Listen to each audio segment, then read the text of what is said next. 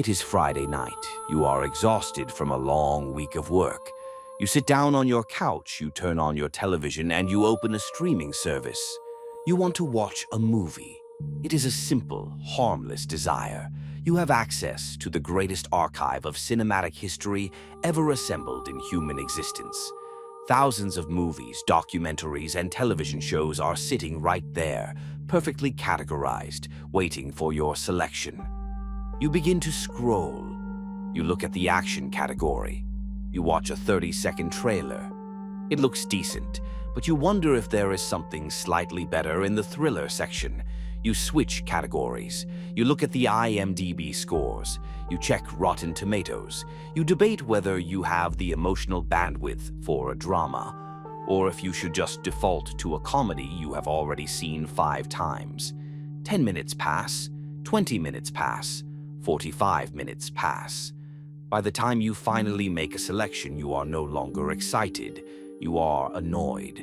Or, even more commonly, you do not make a selection at all. You turn the television off in absolute frustration, pick up your phone, and go to sleep feeling inexplicably drained. Now, take that exact same hollow, exhausting feeling and apply it to your romantic life. You open a dating app. You are presented with a staggering, endless catalog of human beings. You swipe left, you swipe right. You judge a person's entire biological and spiritual existence based on 3 photos and a heavily manicured sentence about how much they love coffee. You see 50 faces in 10 minutes. You match with 3. You message 1. The conversation fizzles out into a gray read receipt graveyard. You close the app and you realize a terrifying truth. You just looked at 100 potential romantic partners, yet you feel profoundly, devastatingly lonelier than you did before you picked up the phone. Society has sold us a massive, fundamental lie about human happiness. We have been told that freedom is the ultimate goal, and that the only way to maximize freedom is to maximize our choices. But what if having infinite choices is not a luxury? What if infinite choice is actually a psychological prison? What if the reason you feel so completely burned out, disconnected, and empty is that your brain is actively suffocating under the weight of an endless, unyielding abundance? Act 1. The Great Lie of Abundance. To understand why your brain is short-circuiting in the modern world, we have to deconstruct the core philosophy of modern Western society. The dogma is very simple, and it sounds incredibly logical. If we want to maximize the well-being of our citizens, the way to do it is to maximize individual freedom. The way to maximize freedom is to maximize choice. Therefore, the more choices people have, the happier they will be. We apply this logic to everything. If a grocery store with 10 types of cereal is good, a grocery store with 100 types of cereal must be a paradise. If meeting 3 people at a bar is a good way to find a partner, having access to 10,000 singles in a 5-mile radius must guarantee true love. But in 2004, a psychologist named Barry Schwartz published a book that completely shattered this illusion. He called it The Paradox of Choice. Schwartz looked at the data and realized something deeply counterintuitive. Once the number of choices available to a human being passes a certain relatively low threshold, our satisfaction does not increase. It plummets. Having a few options makes us feel autonomous and in control. Having infinite options paralyzes us, breeds anxiety, and guarantees perpetual disappointment. The human brain did not evolve to process infinity. For hundreds of thousands of years, our ancestors lived in environments of severe scarcity. If an early human found a bush with edible berries, they did not stand there wondering if there was a bush with slightly sweeter berries 2 miles away. They ate the berries, felt an immense surge of biological gratitude, and survived for another day. Our neurology is wired for a world of limited options. When you place that ancient, scarcity-driven brain in a modern environment of absolute, unlimited abundance, it literally cannot process the data. Consider the famous jam experiment conducted by psychologists Sheena Ingar and Mark Lepper. They set up a tasting booth in an upscale grocery store. On one day, they offered customers 24 different varieties of gourmet jam to sample. On another day, they offered only 6 varieties. The results were completely devastating to the modern economic theory of choice. The table with 24 jams attracted more people because human beings are biologically drawn to abundance. But when it came time to actually buy a jar, the results flipped. When presented with 24 choices, only 3% of people actually bought anything. When presented with just 6 choices, 30% of people made a purchase. When you give a human brain too many options, it does not feel liberated. It feels overwhelmed. The cognitive load required to evaluate, compare, and rank 24 different jams is too high. The brain calculates the energy expenditure required to make the perfect choice, realizes it is not worth the effort, and triggers an avoidance response. You walk away with nothing. Now, imagine that cognitive overload, but instead of 24 jars of jam, it is 10,000 human faces on a screen. When you are sitting on your couch swiping through dating apps, you are not exercising your freedom. You are forcing your primitive nervous system to evaluate a tribal population's worth of mates in 15 minutes. It is an act of sheer cognitive violence. Your brain cannot handle the computation, so it protects itself by shutting down your emotional capacity. It numbs you. This is why you feel that hollow, heavy exhaustion after a swiping session. It is not just boredom. It is clinical decision fatigue. Act 2. The Maximizer's Prison and the Rejection Mindset. To survive this onslaught of endless options, the human brain adopts coping mechanisms. And in the realm of modern dating, the coping mechanism we have universally adopted is called the rejection mindset. Psychological research into online dating reveals a chilling phenomenon. When a person first opens a dating app, they are generally open-minded. They look for reasons to like someone. But as they view more and more profiles, a psychological shift occurs. The sheer volume of choice begins to warp their perception. Because the brain cannot possibly evaluate hundreds of candidates fairly, it stops looking for reasons to say yes and actively starts hunting for reasons to say no. It looks for shortcuts to eliminate options and reduce the cognitive load. You stop looking at the person as a holistic human being. Instead, you become a ruthless, hypercritical auditor of microscopic flaws. You swipe left because their favorite movie is slightly annoying.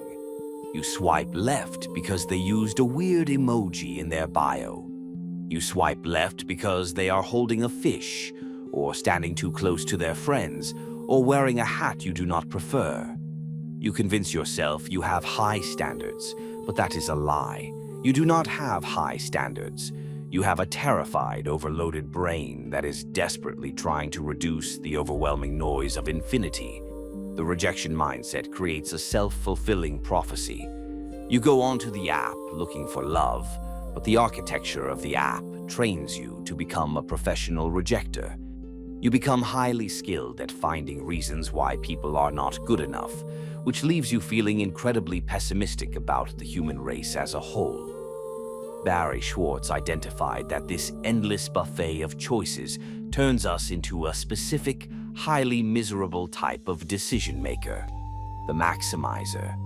A maximizer is a person who refuses to settle for anything less than the absolute objective best. If they are buying a television, they will read 300 reviews, visit 5 different stores, and agonize for weeks to ensure they are getting the maximum possible value for their money. If they are looking for a partner, they are constantly scanning the horizon, terrified of committing because they believe there might be someone 5% funnier or 10% more attractive, just one swipe away. Maximizers believe they are being intelligent. They believe their rigorous standards will guarantee a better life. But the psychological data proves the exact opposite. Maximizers are consistently, measurably more depressed, more anxious, and more prone to regret than any other demographic. Why? Because objective perfection does not exist, and even if it did, the psychological cost of searching for it completely destroys your ability to enjoy it once you find it. When a maximizer finally chooses a partner, they do not feel the warm, secure glow of commitment. They feel a cold spike of anxiety. They look at their partner, and instead of seeing the beautiful reality of the person in front of them, they see the ghost of the 10,000 other people they had to give up. The dating app industry relies entirely on you remaining a maximizer. They do not want you to find the love of your life and delete the app.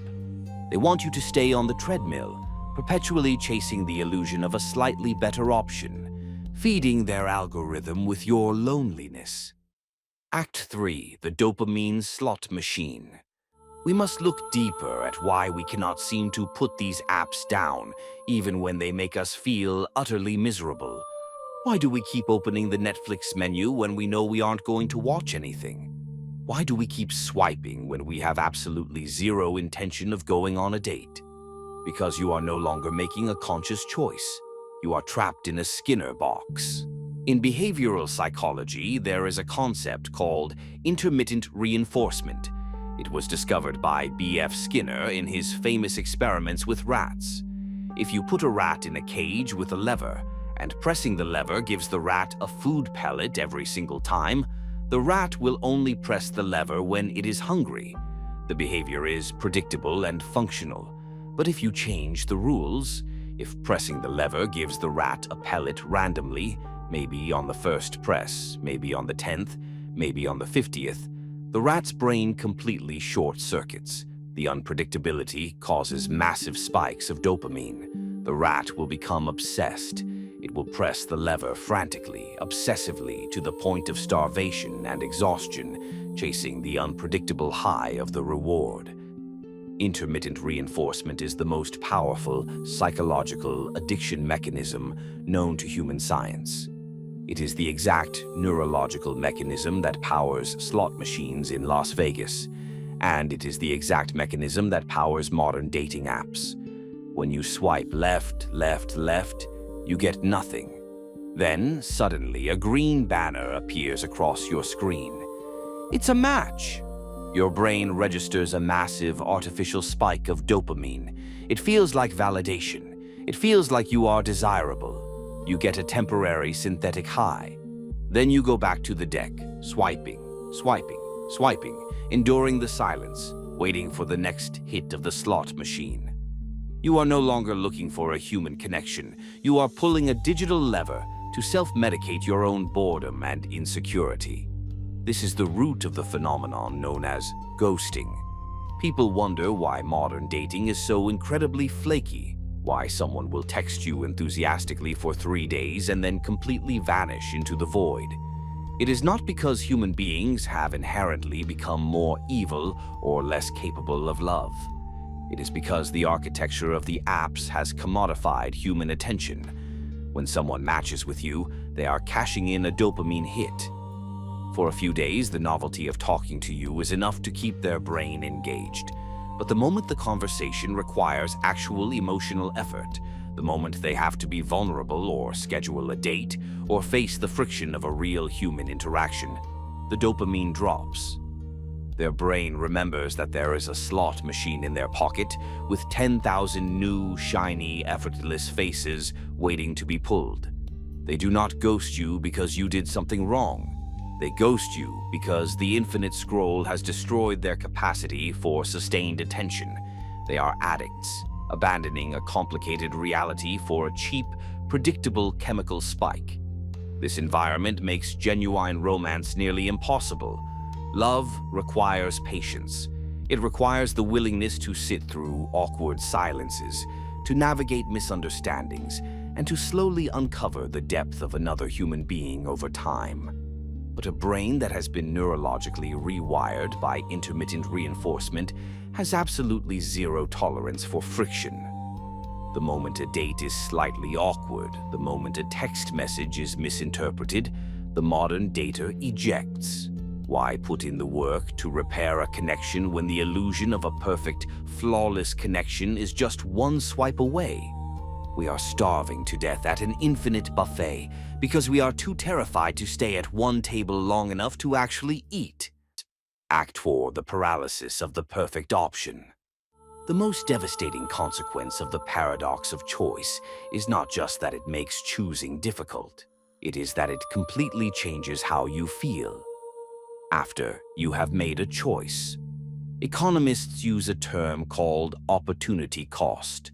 The opportunity cost of a decision is the value of the best alternative that you had to give up in order to make that choice.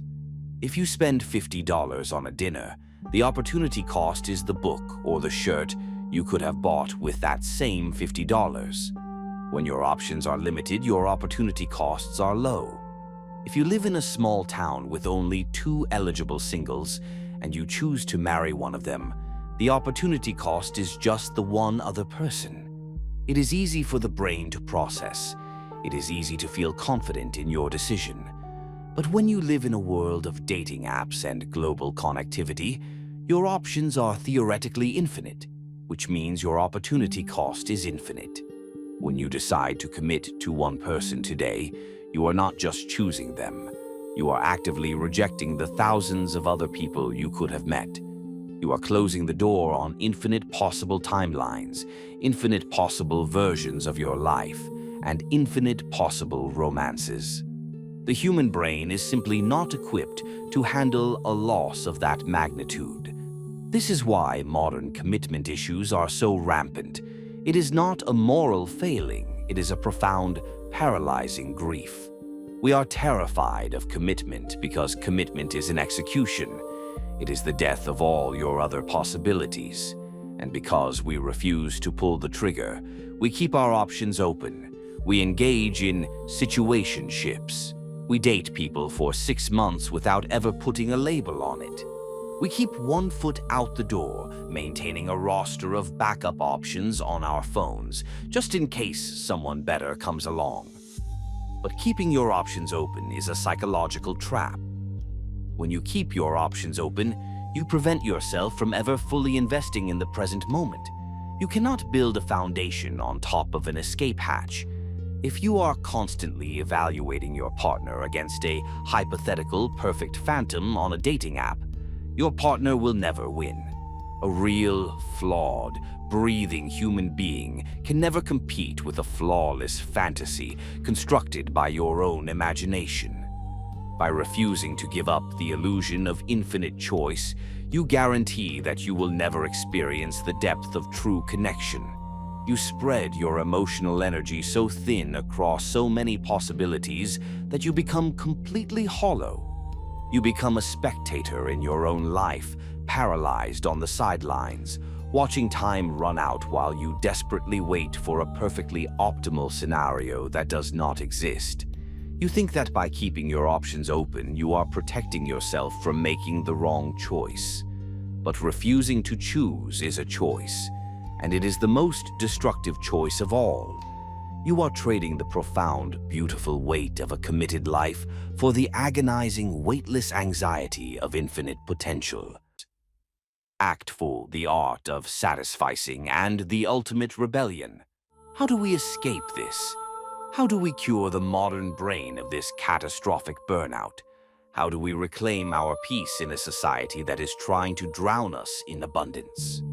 The answer is not to search for better options. The answer is to completely radically change your relationship with the concept of choice itself. You must intentionally build walls around your life. You must artificially restrict your own freedom. In psychology, the antidote to the miserable maximizer is called the Satisficer. A Satisficer is a person who understands that searching for the absolute best is a fool's errand. Instead, a Satisficer sets clear, concrete criteria for what they need. They decide what their standards are, and the moment they find an option that meets those standards, they choose it. And then, and this is the most crucial part, they stop looking. If a Satisficer wants to watch a movie, they say, I want to watch an action movie with a decent rating that is under 2 hours long. The moment they scroll past a movie that fits that description, they press play. They do not care if there is a slightly better movie 20 scrolls down. They have reclaimed their time, and they enjoy the film. If you want to find actual romance and genuine peace, you must become a romantic Satisficer. You must define what actually matters to you, not the superficial list of demands that the dating apps encourage you to prioritize, not height or income or perfectly curated travel photos. You must define the core, non-negotiable traits of a human soul that align with yours. Kindness, loyalty, a shared sense of humor, the ability to communicate through conflict, emotional safety. Once you define what is good enough for a beautiful, fulfilling life, you must actively pursue it. And the second you find a human being who meets those criteria, you must shut the door on the rest of the world. You must delete the apps. You must burn the boats. You must commit to the reality of the person in front of you and fiercely defend that commitment against the illusion of the infinite scroll. This requires a massive act of psychological rebellion. If you are suffering from severe swipe fatigue right now, if you feel that cold, cynical numbness every time you look at a screen, your brain is begging you for an intervention. Delete the apps, not forever necessarily, but for 30 days. Pull the plug on the dopamine slot machine. Force yourself into a period of romantic fasting. You will experience withdrawal. You will feel a spike of anxiety as the intermittent reinforcement leaves your system. You will feel the terror of missing out on a potential match. Sit with that terror. Outlast it. Allow your nervous system to reset to a normal baseline. Allow your brain to remember what it feels like to just exist in a room without constantly evaluating your romantic market value. Go to a coffee shop. Look at the people around you. Notice how different the world looks when you are not viewing humanity through the lens of a swipe left, swipe right interface. Notice how much more beautiful people are when they are not flattened into a 300-character bio. Freedom does not mean having infinite doors open. True, profound psychological freedom is having the immense courage to choose one door, walk through it, and lock it behind you. The paradox of choice teaches us a deeply humbling lesson. The human heart was not designed to evaluate 10,000 candidates. It was not built to optimize, maximize, and endlessly upgrade. The human heart was designed to know one thing deeply. The next time you find yourself paralyzed by the infinite scroll, exhausted by the sheer volume of possibilities, remember that the anxiety you feel is not a sign that you haven't found the right option yet. It is a sign that you have entirely too many. Stop searching for the perfect choice. Make a good choice and then put in the agonizing, beautiful daily work to make it perfect. The illusion of abundance is a trap. The only way to win the game is to refuse to play it.